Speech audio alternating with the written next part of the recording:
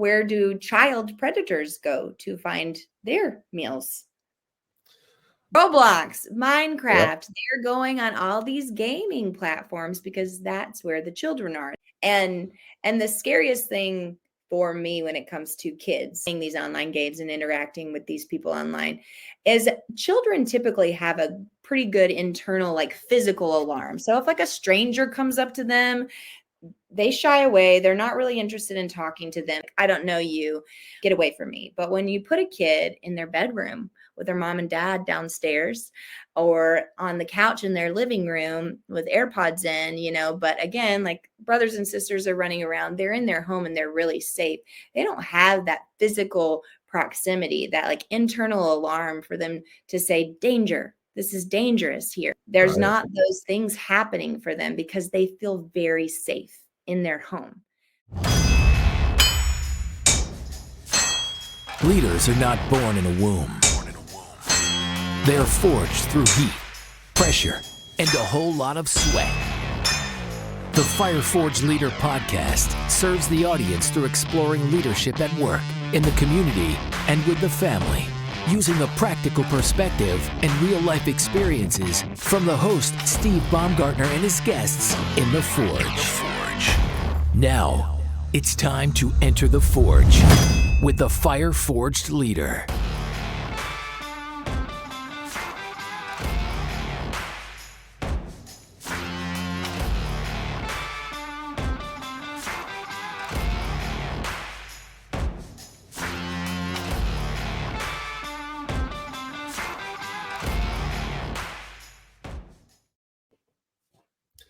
Hey all, welcome back to the Fire Forged Leader podcast.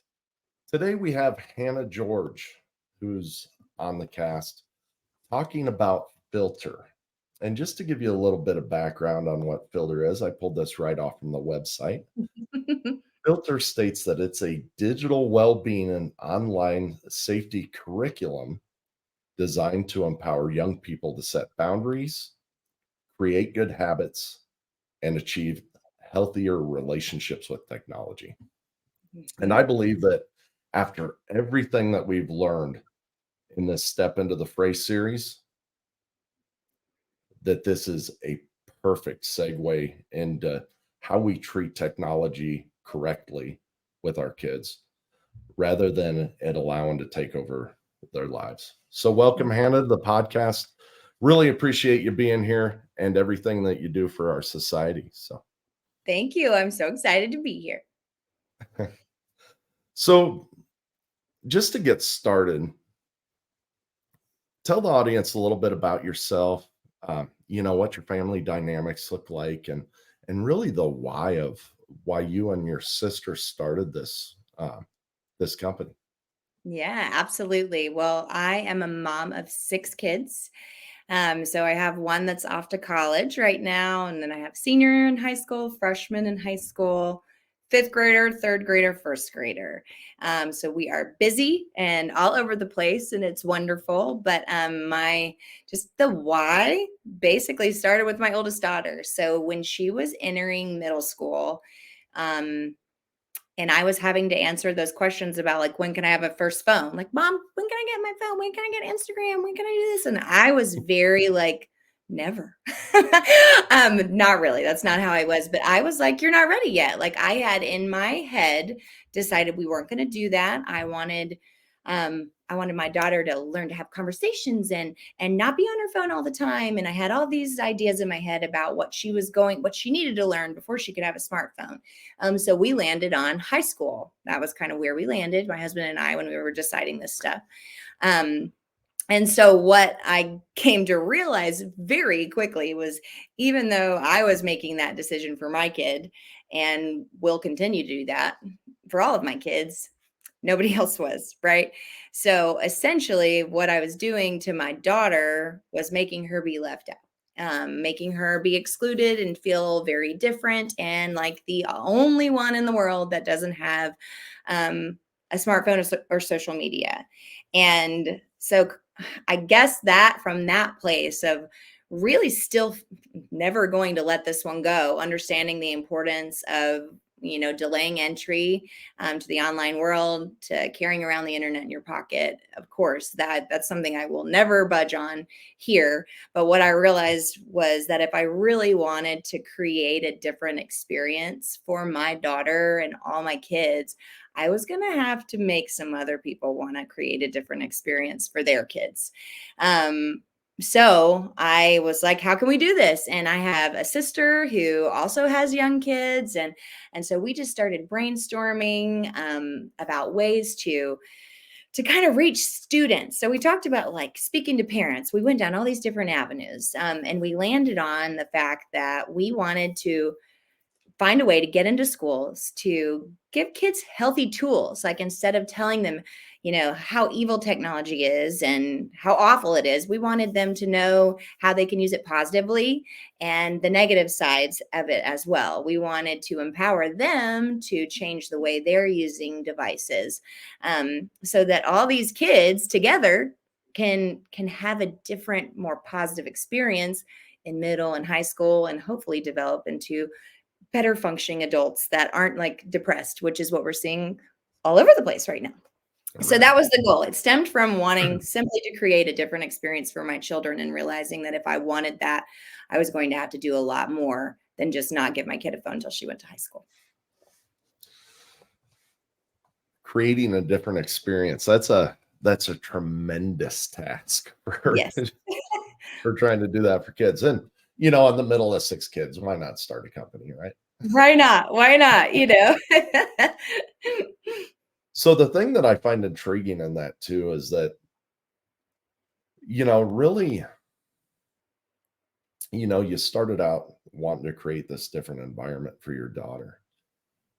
But the means in which I got in contact with you is through, Kevin Metcalf, who deals with a lot more serious nature individuals, right? Mm-hmm. And, as I was perusing your website, there's a lot of statistics on there. Like 51% of adolescents have posted seductive pictures and things like that. And, 1 out of 10 Instagram accounts are false. Mm-hmm. And I look at all that and, think about where this stemmed from, just trying to create this different environment, which is really a not connected environment. Mm-hmm. And it had to scare the ever living bejesus Oh, out of you, yeah. right? When you started getting into some of this stuff. I never imagined that it would evolve into what it's become today. So we started off simply wanting to be like, don't be on your phone all the time. That was kind of how it began. Come play And Monopoly. exactly. And so then I started interviewing people. I started interviewing psychologists. I started interviewing law enforcement. I started interviewing guys like Kevin Metcalf.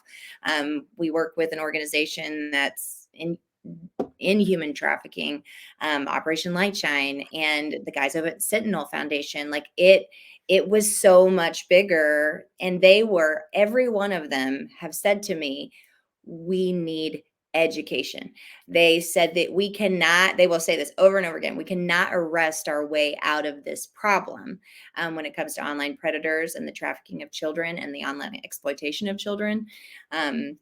They can't arrest their way out of it. And so they'll say, that's one of the greatest illustrations and imageries that I've ever heard was, we're sitting here trying to pull these kids out of this river from drowning, right? But we need people downriver stopping them from falling in the first place. And Right. So that's what we do. That's what we're trying to do, is to stop kids from falling into this. But yes, it went from this sweet movement, wanting to change things for my daughter, into so much more than I could have ever imagined. And to even just unearth some of the things that we've discovered. And the more and more, right at the time, I just had a bad feeling about it. Like there wasn't any data. Like, so my daughter's 19 and a freshman in college now. So we're talking like 7 years ago. Is that right? Am I doing that math right? Like 8 years ago? Sounds good to me. I don't know. It's like 8 years ago now that when I began, where there wasn't data, like we didn't have those stats of what Instagram, what social media, what Meta's internal research is showing on mental health. We didn't have all this information. And now we do. And so now it's like, at that time, I was just like, this just gives me the willies. But now it's like, this is real. This is a real problems facing young people and adults. But the most vulnerable and influential children, and our greatest resource, really and truly, is our children and the people that need protecting the most. So yes, it became something that I never imagined, and it did scare the living, still does on the regular. When I think about what's happening, even, you and I were just chatting about AI, and I was like, the things that are being done with AI, and it's awesome in some ways, right?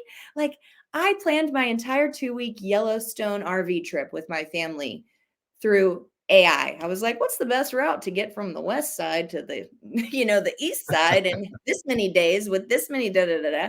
And it just spit me out this wonderful thing. But then we're seeing it also create deep fake and all this different, like, horrible stuff. We're seeing these people use these devices and platforms in such evil ways. And I think that's the fear and the danger of technology, is that it lures children in with sparkles and candy and dopamine, if we're being honest. Um, Right. and they're so distracted with the excitement and being included and being a part of something really cool that they're not seeing the monster lurking over their shoulder. So, yes, absolutely scares me to death. And I think that's true about most things, right? I mean, if you look at it from masculine characteristics, right? Just Mhm. from a, and I just had a talk with a friend of mine about this, but me being a powerful man could be absolutely beautiful if I'm protecting someone who is being taken advantage of. Mhm. However, if I use those same characteristics to take advantage of someone, Mhm. it's evil. And technology is the same way. Mhm. There's great parts about it. And I think that's the best thing about what you do, right? Is that you're putting some delineation in there on Yeah.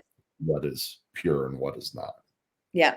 And I think that was where we landed too, very quickly, was that we're not going to get anybody to give up their phone.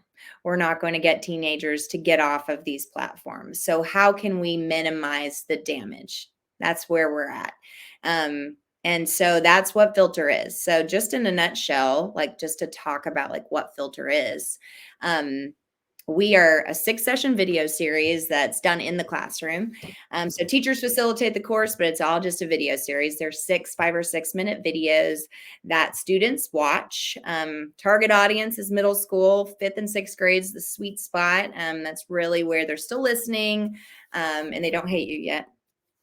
Um, but also they're student led. So we kind of came to the conclusion early on, through our first year of videos, where it was all adults, and they were all really legit people. Like, we wanted to do, so each letter in Filter stands for a different topic. So the E stands for emotions, and that's where we address mental health.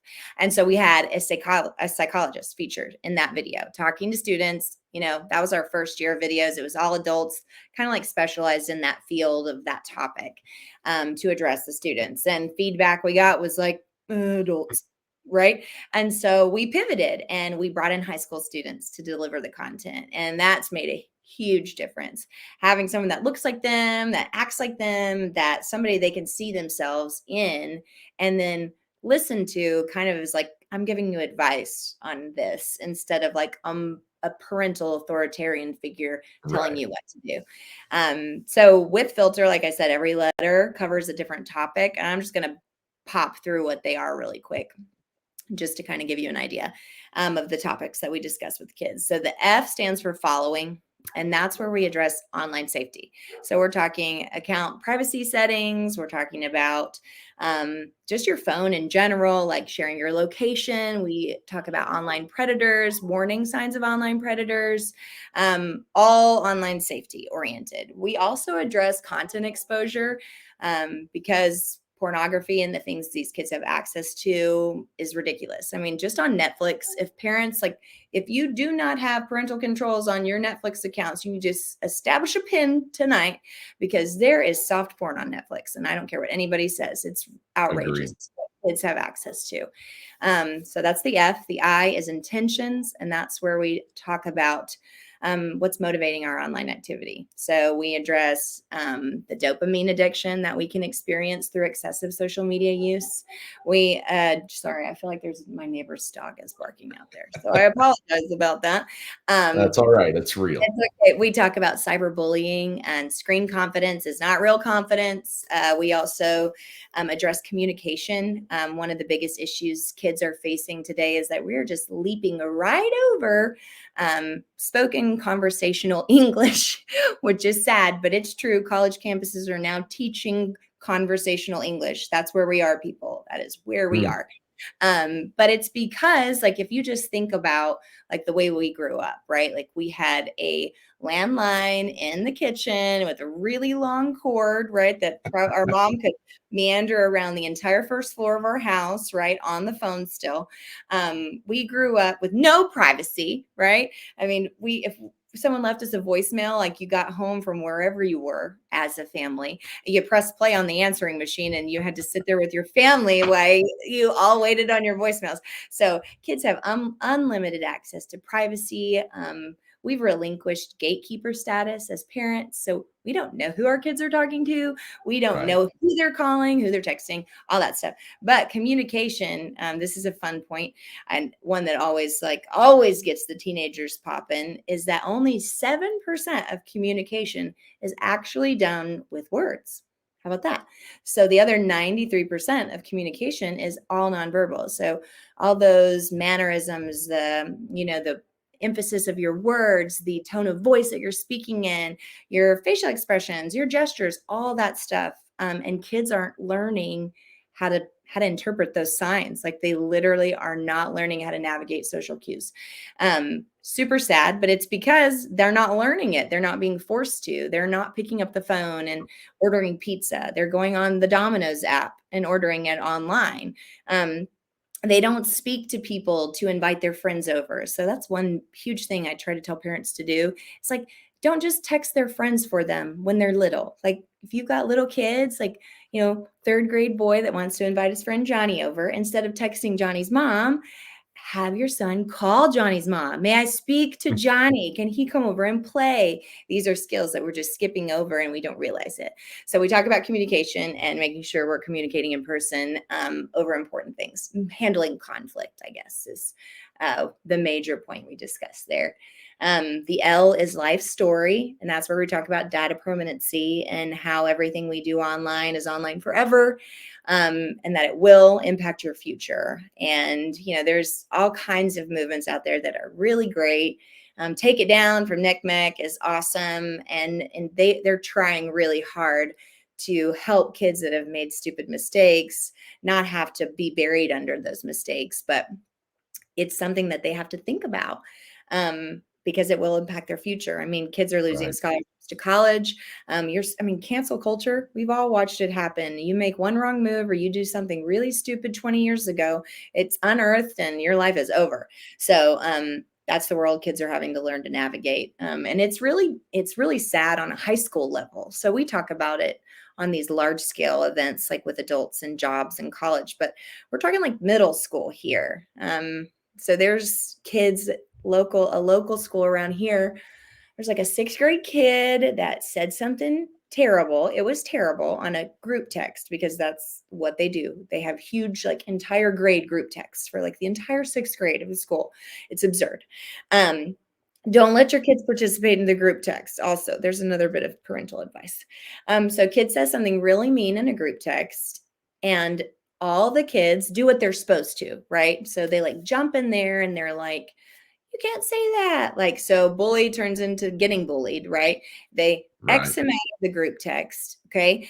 It gets brought to the school. Kid gets suspended for the entire week of school. When he returns to school, because he's been excommunicated and canceled for the stupid mistake that he made and the mean thing that he said, he has no one to sit with at lunch. No one will speak to him. he's no longer invited to his friends. Parents won't let their children. My mom said, I can't talk to you anymore. Like, that's where we're at. So like, we've got sixth graders making mistakes. Like, that's the kind of thing that makes a kid go home and commit suicide. That. And we're not even thinking about it. Like, we're just like, oh, like, whatever. And like, oh, it's a phone, and oh, it's a group text. And these things happen, and you don't even know what's going on. So anyways, canceled in sixth grade. It's the worst. The T stands for time. That's where we talk about setting time limits. Very simple concept here. You would think, but it's not. The average kid spends 7 to 9 hours a day consuming media for entertainment, and that's not even related to homework or anything like that. It's just media consumption for entertainment. If that's the equivalent of almost 3.5 to 4 months just staring at a screen over the course of a year. It's a lot of time. And emphasizing that time is your most valuable asset, kids. Like, create some balance, set some limits, and protect your time. The E is emotions, where we address mental health. We talk about taking breaks, deleting apps off your phone during the week if they're affecting you negatively. We talk about how emotionally oversharing or reacting when we're in a heightened emotional state isn't smart. We need to calm down. We say postpone. It's clever, isn't it? Right? Don't postpone, and just wait. Okay. And so that's one of the things that we say is post or postpone, and just kind of reminding them that when they're super emotional, they're not thinking clearly, and their prefrontal cortex will get overridden by your amygdala, because that's what happens. And it's like your decision making goes completely offline, and then you've lost your mind, actually. So getting kids to understand that sending that awful text or posting that thing about your heartbreak, this isn't the place. We also talk about ODA, which is what I think is the new PDA, online displays of affection. Stop it. You know what I mean? Just, kids, this is the place to profess your love to your significant other, because more than likely you're not going to marry them, and then you're going to have to explain your deep love and commitment to your future husband, the next guy you date. And then the R is reality, and that's getting kids to understand that this isn't reality. One of the hardest things as a parent is, and as a teenager, to try to like reconcile, is that like, we don't understand what they're talking about when they say like, if I'm not online, I'm invisible. And you were just telling me this. You were like, you're a hard lady to get a hold of, because I'm not online very much. And it almost makes it as if I'm not a real person, and that's true in adults. And so the same applies to kids. Like, they feel like if they do not have this big online presence, then people don't even think they're a real person. They feel invisible. They feel like they don't matter. And the FOMO is a real thing. Fear of missing out. So we talk about the importance of relationships, real relationships. One of the stats we tell them is that they need 8 physical touches per day to be emotionally healthy. And so that's like a high five, a hug from a friend, whatever it might be. Like, we're supposed to be around people. Like, we were made to live in community. And if we didn't learn anything from COVID, it's that we were not meant to be isolated. And that even if we feel connected because we're online and we're texting people and we're snapping people and we can see where everyone is in our creepy way of watching people on the snap map, we're just still sitting alone in our room. And that's the hardest thing for kids to get their head around, is like, this isn't connecting. You need real connection, you need real human connection. So that's our gambit of topics that we cover in Filter. So synopsis. So if I remember reading right, 2019 is when you really kicked this off, right? Yes. Uh-huh. And then you walk right into COVID, which you just mentioned. Now everything's a Zoom call. We're teaching our kids in our own home over the network. Everybody's isolated. How do you get people to believe in what you're talking about here throughout all that? That is amazing in itself. Well, I think that was like the biggest teacher. You've got all these people that are separated from each other. And like, while it was cool to do meetings without pants on, like we discussed earlier at times, because we were on Zoom, we also how many people died in nursing homes just simply failure to thrive because they weren't allowed visitors. They just were not allowed to be seen by people.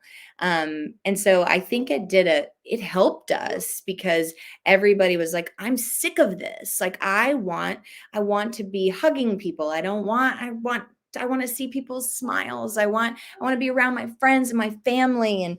And I think it actually amped it up a notch because everybody was like, if you didn't have a phone before, you sure do now, because now everything's digital. You've got kids, and there's the dog again. I'm sorry. We've got kids all over the place that have to have these phones now. I mean, teachers have certain apps that they're pushing at kids to be able to learn through. This is your Schoology app. This is Remind. This is this app. And parents, I mean, I have like 8 different platforms I have to tech just to keep up with my kids' Ugh. sports schedules. And if you can't scan the QR code to buy your tickets to the football game, I'm like, you're not accepting cash? Like, but I have cash. I have cash. And they won't take my money. They're like, sorry, we're not taking cash. It's ridiculous. So It's got anyway, cooties. yes, and everything though I think kind of shifted for the way that it was impacting young people more than anything.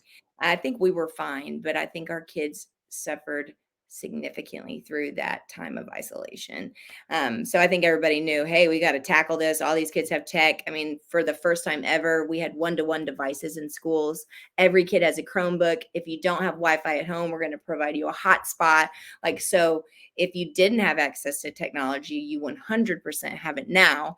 And then you've got all these kids who aren't even being monitored at home by parents because we have no clue what to do or what to look for. So I think it really kind of turned up the need for sure. So Yeah, and I don't know, it's amazing. I talk to people all the time who, still do a blended or hybrid school, and yeah, they have to be online at a certain time, and I'm like, you're not even home, you're at work.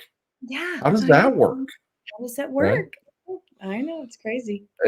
I mean, the risk is huge, and the more that I dive into this world, the more that I see it, right? Mhm. So we talked about it earlier, having this online presence, and you run a business and I have this podcast, and we both have to do a certain amount of social media to be successful in those arenas. Mhm. I got on TikTok because a coach told me I need to get on TikTok, and I'm like, ugh, no, Yes, no. I know. It's a balancing act. And I get on TikTok, and all of a sudden it's like every third video that pops up. And, a friend of mine calls it the hamster wheel, right? Because you get on this hamster wheel and you just go. It was like Yeah. the algorithms already had it figured out that I was a man, Oh, yeah. right? And started just feeding Feeding you. in these half naked women all the time, Mhm. and it's like, okay, how do I get rid of this? I'm Googling how to get rid of it, Well, which and probably so makes play sense. this out. Let me tell you this. How many kids have TikTok that aren't old enough to have TikTok? Right? Okay, so like you have to enter your birthday or whatever, 9 out right? of 10. Right. So like I went and taught a 5th grade class and I said, everybody raise your hand if you've ever lied about your age to get an app. Okay. So all of them raised their hands in the air shamelessly. I did. I lied. One kid even went as far to say, I always just put 1999 as my birth year. And I was like, oh, great.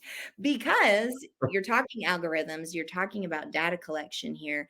That app is free, right? Because why? Because it's collecting data and pushing you ads. All those ads are targeted based on your age and your gender and how you click eventually. But initially, they're going to throw them at you based on the fact that you're a boy. This was a boy. Yeah. And he was how old?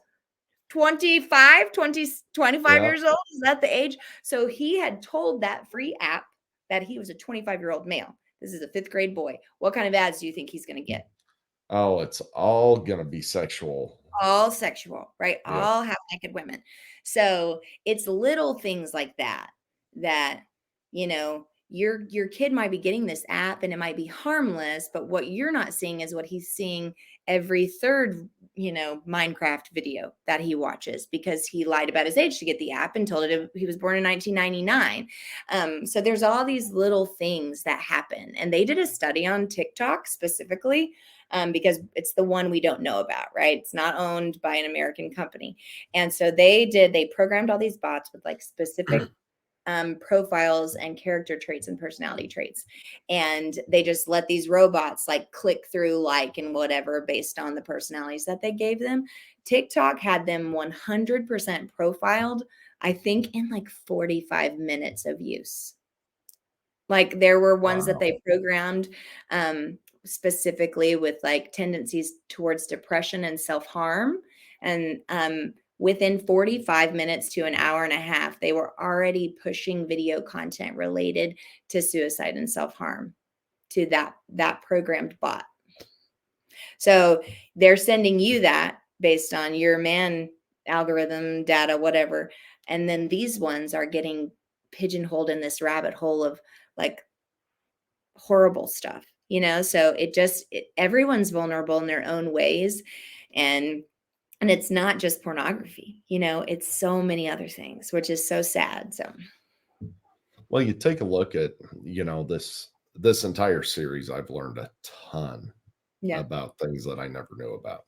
yeah, But the one commonality with all people who take advantage of others, right, hmm, is that they always try and pick off due to vulnerability. hmm, So, that doesn't surprise me at all about TikTok, right? Feeding the depression and the suicide and, all that towards yeah, them, because that keeps them away from the pack. It hmm, keeps them as an outlier. And there's a reason why predators are called predators. They, just like out in the wild, they pick off the weakest sheep. They don't go for the one in the middle of the herd, mm. right? And I They go always for those say, outliers. where do anteaters go to find their meals? Anthills, All right? right. Yeah. And so where do child predators go to find their meals? I would YouTube, imagine. Roblox, Yeah. Minecraft, they're going on all these gaming platforms because that's where the children are. It's basically we're like, here's a huge sign. Here are all the children. Come here. You know what I mean? And and the scariest thing for me when it comes to kids playing these online games and interacting with these people online is children typically have a pretty good internal like physical alarm. So if like a stranger comes up to them, they shy away. They're not really interested in talking to them. They have those indicators of like, this isn't right. Like, I don't know you. Get away from me. But when you put a kid in their bedroom with their mom and dad downstairs or on the couch in their living room with AirPods in, but again, like brothers and sisters are running around, they're in their home and they're really safe. They don't have that physical proximity, that like internal alarm for them to say, danger. This is dangerous here. There's Right. not those things happening for them because they feel very safe in their home. And so it's that time, the time that these online predators will commit to this friendship with these kids. It'll be months that they will invest in one kid, and you will see them not just talk to them as one player, but like an entire community of players. There is a story that I heard one mom sharing about how her daughter found a boyfriend online, and she didn't know about any of this obviously till after the fact. And she kind of talked to her about it, and she was like, okay, we're not going to get on Roblox anymore. Like, I don't know who this person is. Well, kids being kids found a way to like get around mom and go use mom's computer because it wasn't firewalled against the games, because Hmm. mom's computer is, open to the world. And so anyways, she's been getting on talking to this guy, and it had been a good bit since they'd spoken because it took her a while to figure out how to get around all the things. And I guess all of these other people in her little gaming community, that her mom had said, like, who's that? Oh, he's 12, she's 8, she's this, she's this. So mom was doing due diligence, asking the right questions and all that stuff. He was saying things like, where have you been? Like, so and so depressed. Like, he's talking about killing himself. Like, if you don't talk to him, he might kill himself. Well, all this different stuff. Oh, And so girls feeling all this pressure to go talk to this boyfriend that she's met online, whose mom told her, you can't talk to this boy anymore. We don't know he is a stranger. Come to find out, all of those people were the same person, all manipulating this girl. Ooh, And it's terrifying. And you always think like, that's, that's not my kid. It's not going to happen to my kid. I've talked to my kid about all this stuff, but it happens all the time.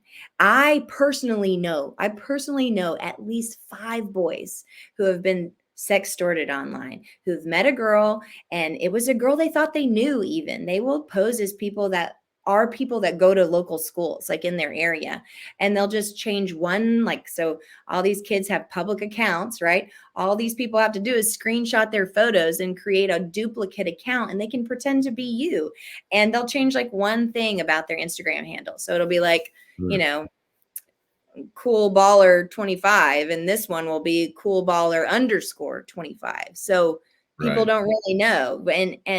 And I mean, like, paid the money, if you give me $500, or I'm going to post these pictures online or send them to your top 100 contacts, you name it. I mean, like, that's just in my circle that I know people. Like, that happened to my son, not like a friend of a story I heard online. Like, that's just my friends. It happens all the time. And so people need to be having conversations with their kids about this stuff a lot more than we do. Oh, 100%. And another thing that I find just scary as hell is that with 8 kids and you got 6 of them, you you got a wide range of emotional intelligence, right? I don't know if Yes, that's the right term, but it's uh, good. so kids go through different things, and a lot of times they don't want to bring it to mom and dad, so Hmm. they rely on their friends, and if their friends are online and could be like these people, Hmm. say it's depression or anxiety or whatever, they get in Hmm. that community, they think that they have people who understand them, and then Hmm. all of a sudden it's someone who's really manipulating them. But it's it's such a Yeah, I don't know, it's such a trap. it is. Such And it's not just bad stuff. I think it's not just a trap for bad things. I mean, like, people can influence your kid on so many different fronts. Right. So it's not just sexual exploitation.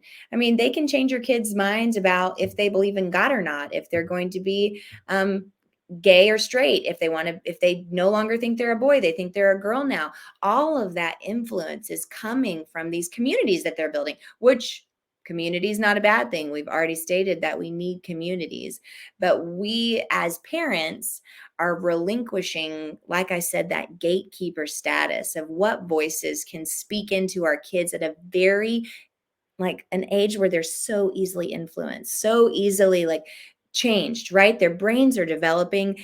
Our prefrontal cortex is not actually fully formed till we're 25. So anyone that got married Mm. before you're 25, you're in trouble.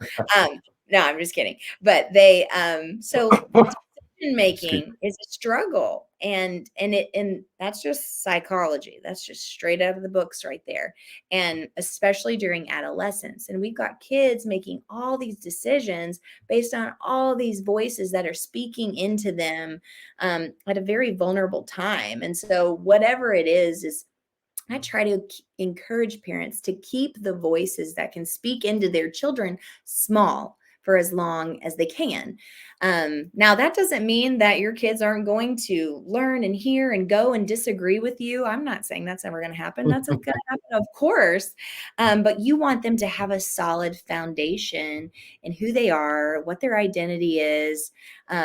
You want that confidence that they get from home and family and all of those different things, their friends, the people that they trust and value. You want that to be established before you allow an earthquake to shake up what they're thinking and believing, if that makes sense. it makes a ton of sense to me.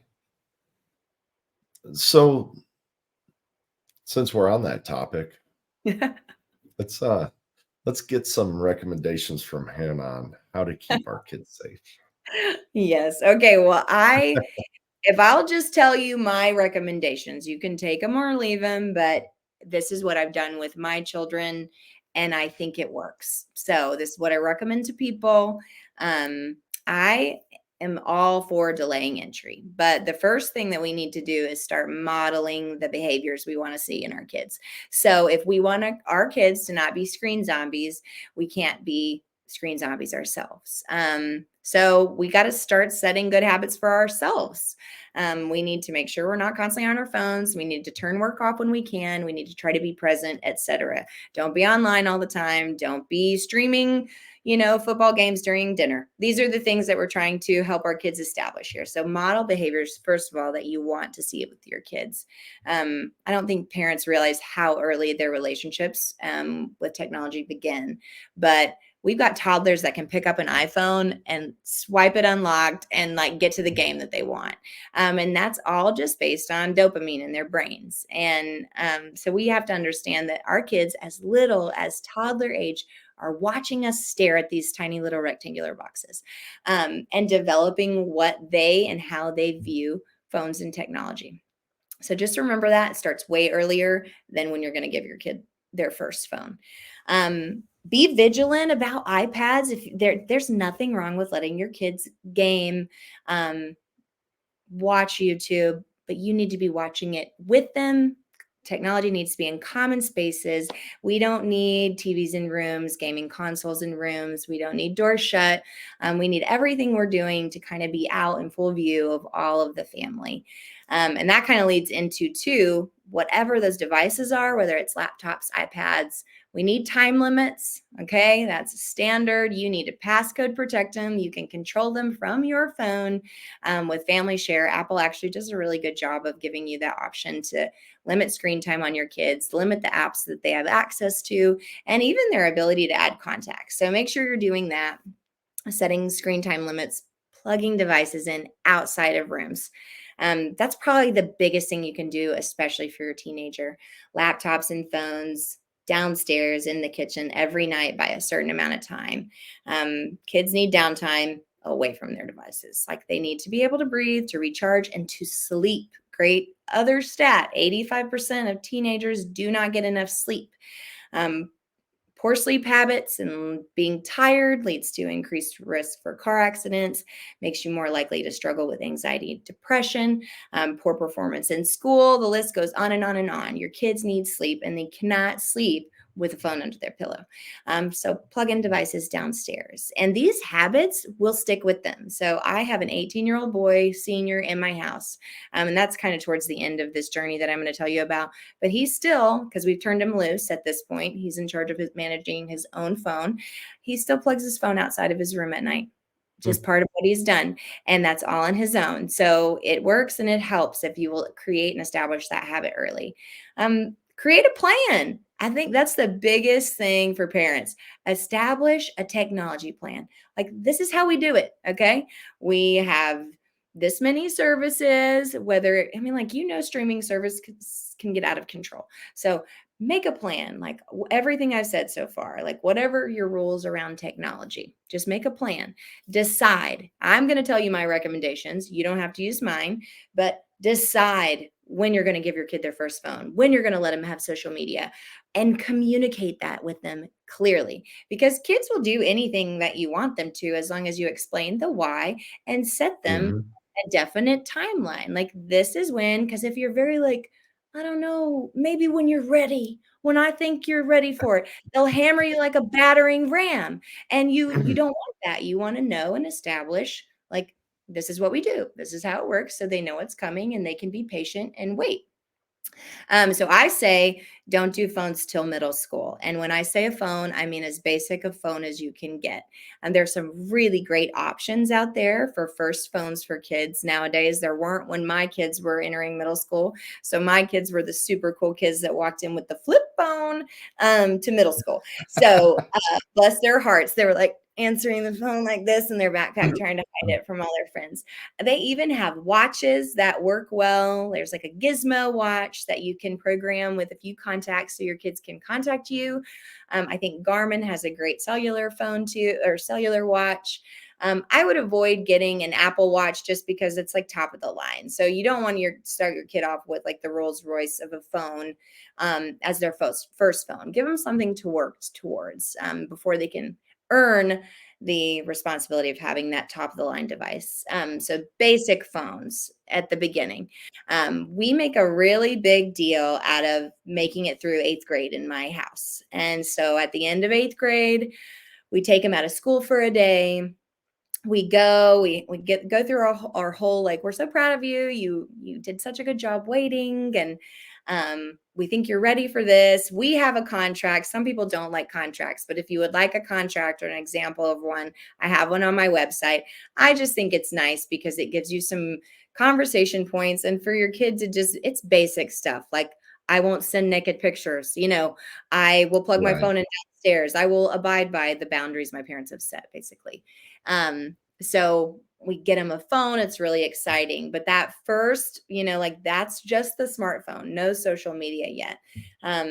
We do social media first account at 16. And that is just because I believe all the data points to 16 as a very critical age when it comes to addiction. You will see that when you read about substance abuse, which is very similar to what's happening in kids' brains when it comes to these online platforms, social media, smartphone, like internet addiction, gaming addiction, it looks very similar in the brain. And so all data points to the fact that 90% of adults that struggle with substance abuse in adulthood abuse substances prior to the age of 16. And so for me, that's a pretty clear marker of, like, okay, we got to get to the other side of 16 before this tiny developing brain can even pretend to defend itself against some of this rewiring that happens when it comes to addiction. So anyways, we do social media at 16, one account, 1 hour. That's it. And that's a conversation you can have with your child just about which one it is, which one you think they're ready for. Just make sure you do your research, because a lot of them don't offer private options. Like Visco is one that girls love because it's got a lot of great photo editing abilities, but there's not an option to keep those accounts private. So anything that's out there is out there for the world to see. So just make sure you understand if your kids' privacy is going to be protected, because that's something that has to happen. We don't want them sharing their location. And that's something that you need to, we teach in the Filter First course. But other than with you, no one needs to know where they are at all times. It's very unhealthy for kids to see all of their friends and where they are all the time. Like, I can't even. And what it does to dating relationships, it makes like these kids, like dating is jacked up, first of all. But one of the saddest things that they do, not only do they track each other all the time, a lot of serious relationships, they will log into each other's accounts on each other's phones. And so they consider this isn't the word that I call it, I made it up, but I call it digital intimacy. It's basically like, I trust you completely. You trust me completely. I have nothing to hide. So therefore, what's the harm, And I'm like, and so we emphasize that's not trust, and that's not healthy, for one. Right. This isn't okay. Like, you need boundaries in every relationship, and this is something that you need to establish when you're dating. So that's a whole other conversation, but making sure, and do a deep dive into the settings of phones. Data is being collected on you all the time. There's all kinds of things that I tell people to look for. Go make sure you turn off your significant locations. That's one that everybody forgets to do. Turn off your camera's location sharing, because all your photos are embedded with data, time-stamped and location, and it's all for the benefit of you being able to organize your photos by where you were and whatnot, and at what time. Like, this was my Mexico vacation in 1999. That's what it's supposed to do, but bad guys can use it to extrapolate data and pinpoint the location of your child, just based on the data embedded in that photo that they're texting, sharing, posting. So make sure those things are all turned off. And we've got lots of videos on our website that can walk you through some of those things. But so, yeah, those are my recommendations. And when they're 18, turn them loose, because you've done what you can, and I hope for the best. Pray like hell. Yeah, let's hope they do okay out there, So So There's a lot there. I a wanted to lot, talk about sorry. yeah, there's a lot of good talking points, but I like how it kind of steps through the child as they're growing. Yeah. But I really like that point, of the 8th grade, I think you said, and the taking them out of school and, making a big deal because it's a thing that's really missing in our society is a rite of passage for Oh, young yeah. people, right? Ceremonies. Make everything a ceremony. Yeah. So that's a big deal. And it shows, we talked about trust in there as well. Mhm. It shows that you're allowing them to have that trust that they've earned, right? Mhm. Yep. Rather than just being given something that Mhm. they take for granted. And that trust too, that's a big deal. Like, so I have parents that have given their kids phones very early and they're reading all their text messages and obsessively checking their social media and their DMs every night. And I'm like, that's not what you want. Like, so you want to turn over the freedom and the device when the child's ready, right? Like when you've taught them, like, and yes, you check in, but it's not something that you're doing constantly because you prepared the child, right, for the path, not the Right. path for the child. That's the we are like, as much as we are not paying attention to technology, you've got I call them submarines parents of old, the ones that just like were underwater and then popped up, is everyone alive? And then they went Mhm. back down. That's like our parents, right? And then you've got the helicopter parents that, are, oh, we're hovering over our children, making sure everything okay. Well, then we've got parents of today, and they're like the bulldozer parents. Like, hold on, let Right. me plow down everything that could ever hurt you, harm you, make you upset. I'm just going to bulldoze it for you so you have a nice, clear path and nothing ever bad is going to happen. And we're wondering why our kids don't have any resiliency skills, why they can't bounce back from minor setbacks, like why they don't understand the value of hard work. Well, it's because they never worked hard. Oh, it's because they never overcame anything difficult. It's because you did everything for them and you never let them fail. And there's so much to that like with my kid, of course he's messed up, like I have one that's a freshman right now and he's 15, got his phone, he doesn't have social media yet and he wants it really bad, right? We're in that place. So, everybody has setbacks. He went behind our backs. They're so smart. I told you this. Went behind our Yeah. backs, got an old phone out, one of my old phones, and downloaded Snapchat this summer. And Mhm. I don't know how we ended up catching him, but we caught him and we were just like, Griffin, come on, man. And he was just so upset. He was like, I just feel left out, those conversations that have to happen.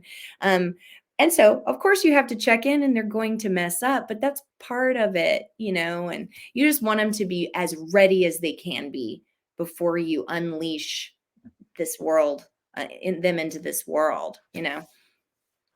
It's the same way with like a 3-year-old, right? Don't touch the Exactly. stove. Don't touch the stove. Don't touch the stove. Bird. Uh-huh. That's right. Right? Yep. Sometimes you got to learn through experience. Sometimes So you just gotta, and some kids are different. They need to fall, that they need to get burned before they learn. That was you. Not me. definitely You can talking tell to me me what to right now. do. You can tell me what to do and I would obey as long as the rules made sense. Now, if the rules don't make sense, that's when you'll have a problem with me. I don't like rules that don't make sense. Oh, I think that's That's fair. critical in every situation, right? I mean, Yeah. at work, we can tell people what to do all the time, Yep. right? And they'll Mhm. probably do it, but they'll sit there and complain behind your back and this, that, and the Mhm. other. But if you tell them the why and then Mhm. ask them to, follow the rule, that Yep. they'll do it without complaint most of the time. Mhm. I Yep. mean, there's still a small percentage, right?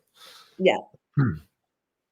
So going back to the first thing, the modeling behaviors. Okay. This one is probably the hardest thing for me right now because I have to be the social media presence, right? Yeah. To be able to get ahead in what I'm trying to do and Mhm. eventually don't tell my employer, but leave my full-time job, right? Oh, wait, this is going to be public. Shh. Anyhow, there's a certain amount of commitment that I have to that, Yeah. and it comes after my W-2. Yeah. So, how do you model that behavior and still be able to complete the things that you want to complete?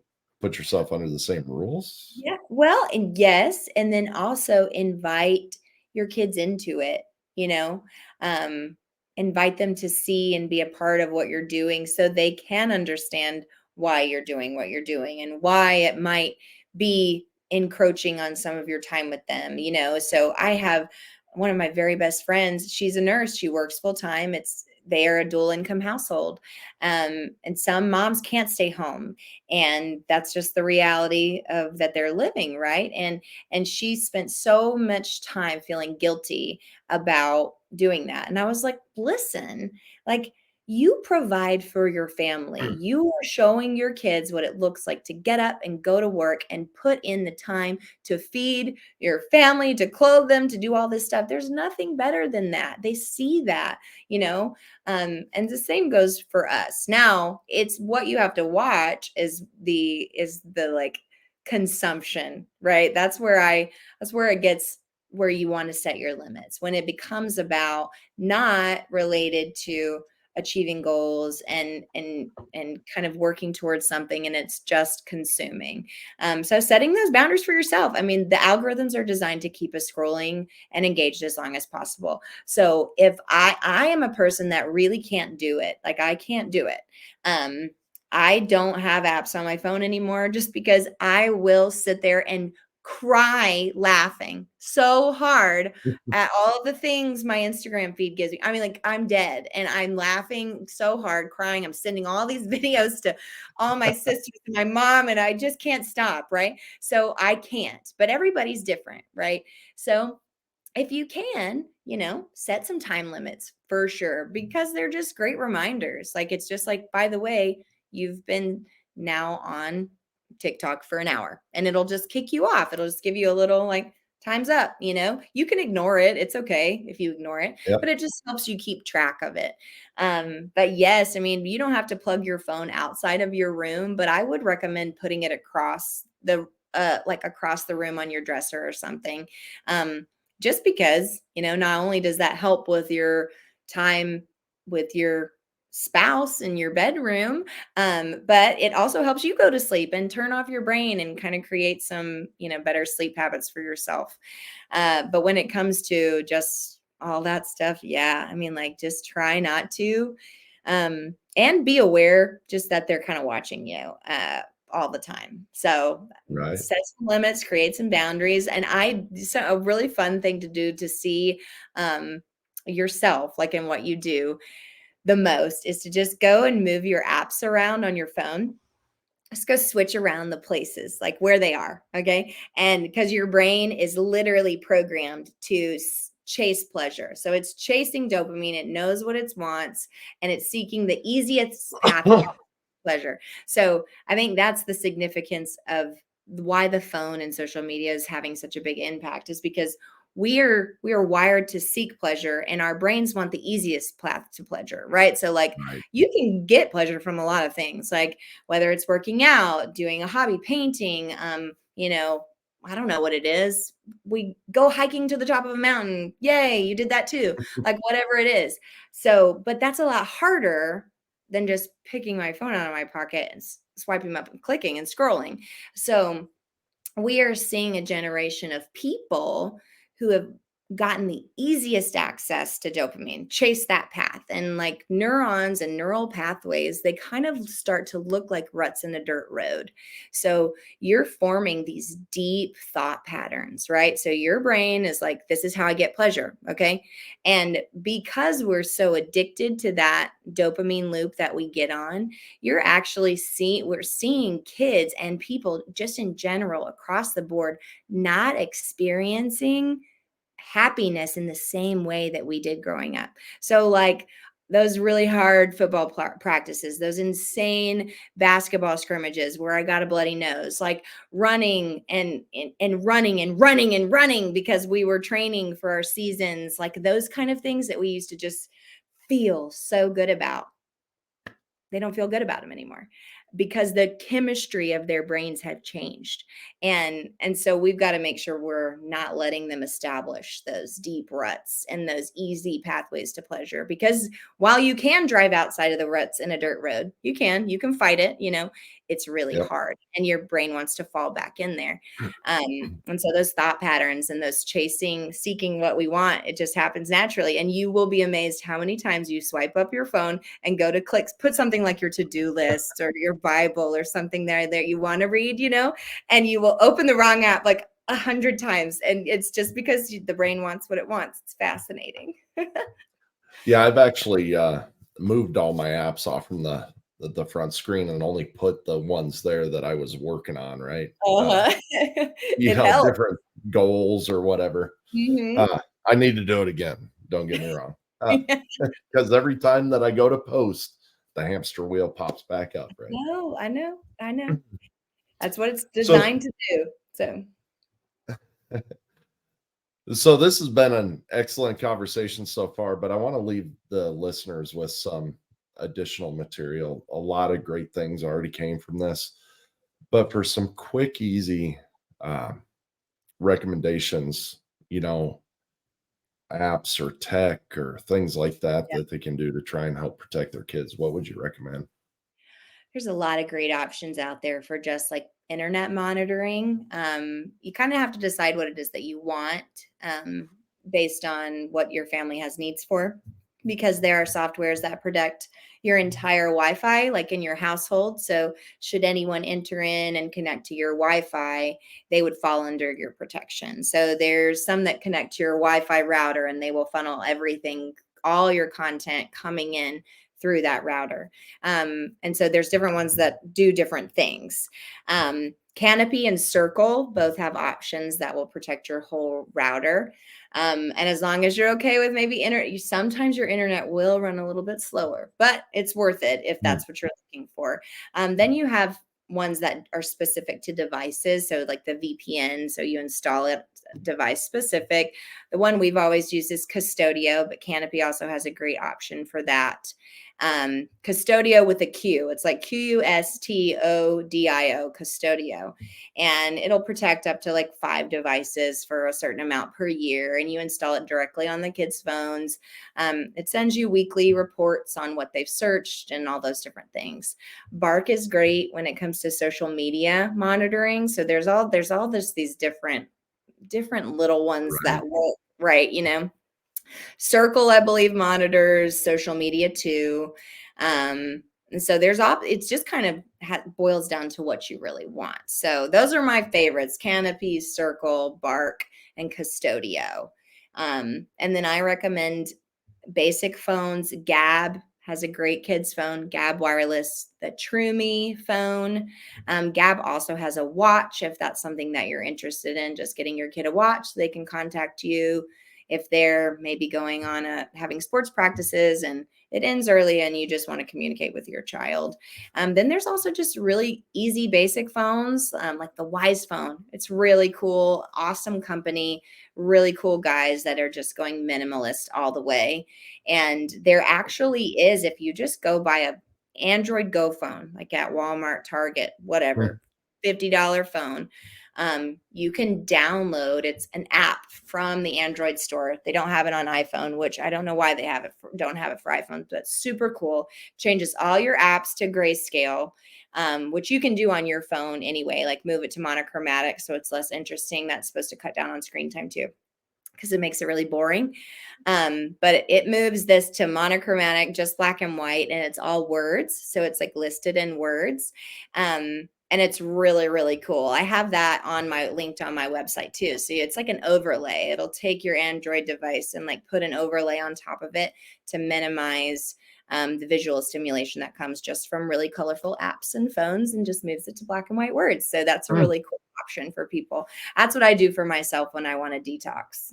So Nice. Nice. yeah. Mhm. So amazing stuff. Amazing stuff. Lots of information, and I could probably talk for another hour, but we both have children and spouses to get to, so I don't want to keep you here all night. But last but not least, where can people find you at? www.filterfirst.org. You can buy the Filter for Families and do our program totally at home with your kids if you want to. And you can email me at hannah@filterfirst.org. If you want someone to come speak to your parents, speak to a group of parents, speak to a school, a church, we have lots of people teed up to do that, provide information to whomever. Whoever needs it, whoever wants to hear this stuff. We're just trying to get the word out and get this content into as many students' hands as possible. So. That is awesome. I really love this mission, Hannah. It is absolutely wonderful. You know, it's easy to put up brick walls and roadblocks, right? Mm-hmm. But people just find a way to get around them or over them. Mm-hmm. But actually working through and helping people learn healthy habits, primarily our children, right? The next generation that'll be leading this world, is just a fantastic mission. So keep on doing what you're doing. It was a pleasure talking to you, and I really appreciate you being on the podcast today.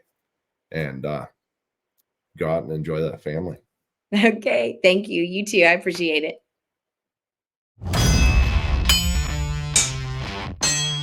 You have just experienced the heat and pressure of the forge. Remember, words without action are meaningless. Now, after the heat of the forge, shape your thoughts, quench your brain, then put your new tools to use, adding to your leadership. Tune in next week for more lessons from the forge.